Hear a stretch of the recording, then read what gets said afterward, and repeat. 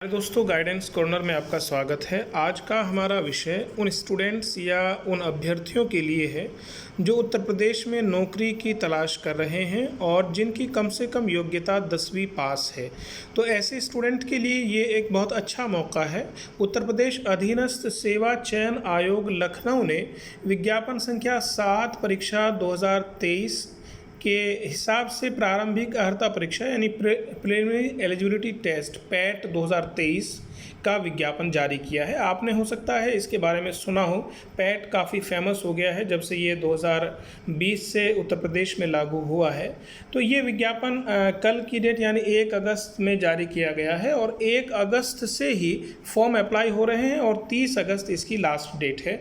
6 सितंबर तक आप इसमें संशोधन कर सकते हैं और फीस सबमिट कर सकते हैं, यानी कि इसके आवेदन शुरू हो गए हैं। आप चाहें तो आज ही या जब भी आपका मन हो इसमें आवेदन कर सकते हैं। ये 20 नवंबर 2020 को उत्तर प्रदेश शासन का एक शासनादेश आया, जिसके बाद ये तय हुआ कि समूह ग की जितनी भी परीक्षाएं हैं या जितनी भी सेवाओं के लिए परीक्षाओं का आयोजन किया जाता है उनके लिए 2 चरणों में परीक्षाएं आयोजित की जाएंगी। एक प्रिलिमिनरी टेस्ट होगा और दूसरा सेकेंडरी टेस्ट होगा। तो जो प्रिलिमिनरी टेस्ट है, एक तरीके से चूँकि कंपटीशन इतना ज़्यादा हो गया है, एक पोस्ट के लिए हज़ारों आवेदन होते हैं, तो उन्हें छटनी करने के लिए एक तरीके से ये प्रिलिमिनरी टेस्ट पैट का आयोजन किया जाता है। ये 20 नवंबर 2020 के बाद जितनी भी परीक्षाएं सेवाओं के लिए आयोजित की है UPSSC ने, उन सभी के लिए ये PET का जो स्कोर होता है आपका वो वैलिड होता है। अच्छा, इसमें ऑनलाइन ही आवेदन आप कर पाएंगे। upssc.gov.in की वेबसाइट पर जाके आप आवेदन कर सकते हैं और इसमें जो प्रारंभिक अर्हता परीक्षा की अनिवार्यता है, यानी कि जो भी UPSSC जॉब निकालेगा उसमें जो सेकेंडरी स्टेज होगी उसके लिए अगर आपने प्राइमरी स्टेज यानी पैट क्वालिफाई किया है तभी आप उसके लिए अप्लाई कर सकते हैं। तो इस तरीके से ये परीक्षा आपके लिए ज़रूरी हो जाती है।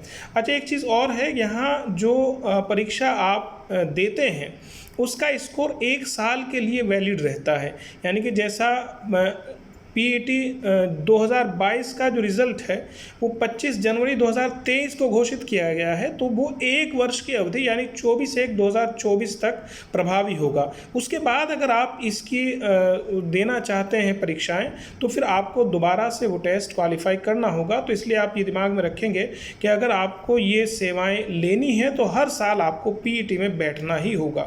आयोग की परिधि में आने वाले पद जो हैं, ये समझिएगा कि सचिवालय से लेकर राज्य सरकार के जितने भी निकाय हैं उन सभी में समूह ग के जितने भी पद हैं उन पदों पर इसके द्वारा भर्ती की जाती है। तो इसलिए पदों की संख्या बहुत ज़्यादा है, इसलिए घबराने की ज़्यादा ज़रूरत नहीं है। बहुत सारे पद इसमें रहते हैं।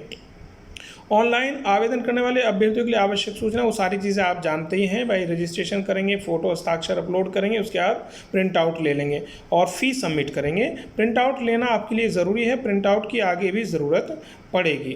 तो इस तरीके से आप ये फॉर्म अगर ऑनलाइन फिल कर देते हैं, उसके बाद में जैसा शुल्क की बात है, फ़ीस की बात है, जनरल के लिए 185 रुपये हैं और OBC के लिए भी 185 हैं, SC ST के लिए मात्र 95 रुपये हैं और दिव्यांग जनों के लिए कोई फ़ीस नहीं है, बस प्रोसेसिंग चार्ज है, ऑनलाइन प्रोसेसिंग चार्ज है, वो 25 रुपये है। तो इस तरीके से आप ये फ़ीस सबमिट करके इस फॉर्म को अप्लाई कर सकते हैं और इसका प्रिंट आउट लेना ज़रूरी है आपके लिए, उसकी आगे ज़रूरत होगी। अगर कोई संशोधन करना हो तो उसके लिए 6 सितंबर तक आप इसमें संशोधन भी कर सकते हैं। आपका जो रजिस्ट्रेशन नंबर होगा उस रजिस्ट्रेशन नंबर को डाल के आपका फॉर्म खुल जाएगा, उसमें आप ये कर सकते हैं। शैक्षिक अर्हता इसमें यह है कि हाई स्कूल आपने कम से कम पास किया हो।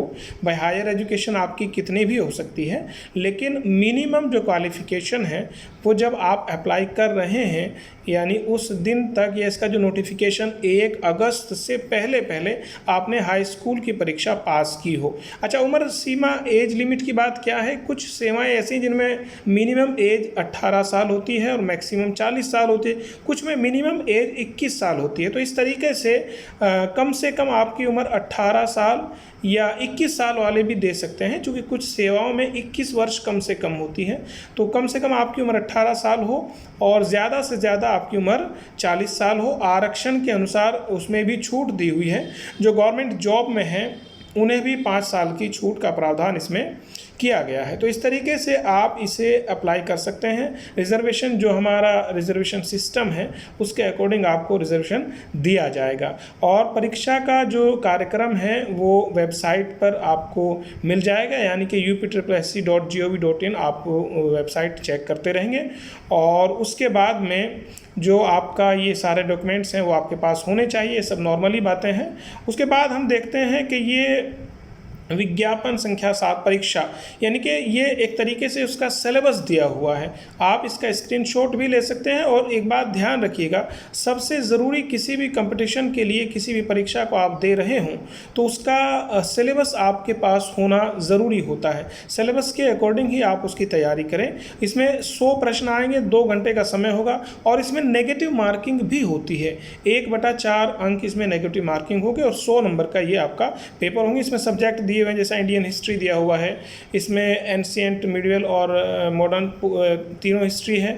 उसके बाद में भारतीय राष्ट्रीय आंदोलन दिया हुआ है, भूगोल दिया हुआ है 5 नंबर का, और उसके बाद में इंडियन इकोनॉमी है 5 नंबर की। उसके बाद में भारतीय संविधान एवं लोक प्रशासन है 5 नंबर का। सामान्य विज्ञान यानी जनरल साइंस है 5 नंबर की, और एलिमेंट्री मैथमेटिक्स है 5 नंबर का, और सामान्य हिंदी है 5 नंबर की। उसके बाद सामान्य अंग्रेजी 5 नंबर, और उसके बाद लॉजिकल एंड रीजनिंग है 5 नंबर की। उसके बाद में सामयिकी यानी करंट अफेयर्स, भारतीय एवं वैश्विक जो फ़िलहाल इश्यूज़ चल रहे हैं वो 10 नंबर का है। और उसके अलावा जनरल अवेयरनेस है, जैसा भारत के पड़ोसी देश, देश राजधानी, मुद्रा, राष्ट्रीय अंतर्राष्ट्रीय दिवस और विश्व संगठन, उनके मुख्यालय एट्सेट्रा, ये जो भी दिया हुआ है आप इसे देख सकते हैं। 10 नंबर का जनरल अवेयरनेस आएगा। उसके बाद में अपठित हिंदी गद्यांश का विवेचन है। 2 गद्यांश आएंगे अपठित, वो 5-5 नंबर के होंगे। 10 नंबर का ये हिंदी है आपका। और ग्राफ की व्याख्या विश्लेषण, ये 2 ग्राफ दिए होंगे जिसकी आपको व्याख्या करनी होगी, और 2 तालिकाएं दी हुई होंगी। इस तरीके से ये 30 नंबर का आपका एक तरीके से लैंग्वेज का समझ लीजिए। तो इस तरीके से ये आपका जो है ये सिलेबस भी दे दिया गया है, और इसका पूरा नोटिफिकेशन का लिंक डिस्क्रिप्शन में दिया हुआ है। आप चाहें तो वहाँ से पूरा नोटिफिकेशन डाउनलोड करके आप खुद भी इसे अध्ययन कर सकते हैं और इसके लिए अप्लाई कीजिए। ये आपके लिए एक बहुत अच्छा मौका हो सकता है। बहुत सारे बच्चे ऐसे होते हैं जो 10th 12th के बाद में आगे की पढ़ाई नहीं कर पाते, तो उनके लिए ये सरकारी नौकरी पाने का एक बहुत सुनहरा अवसर आपके लिए हो सकता है। तो इसे जो नीडी स्टूडेंट है उन तक पहुंचाइए, और अगर ये वीडियो आपके लिए फ़ायदेमंद हो तो इस चैनल को सब्सक्राइब कीजिए। इसी तरह की दूसरी वीडियोस पाने के लिए बहुत शुक्रिया। जय हिंद।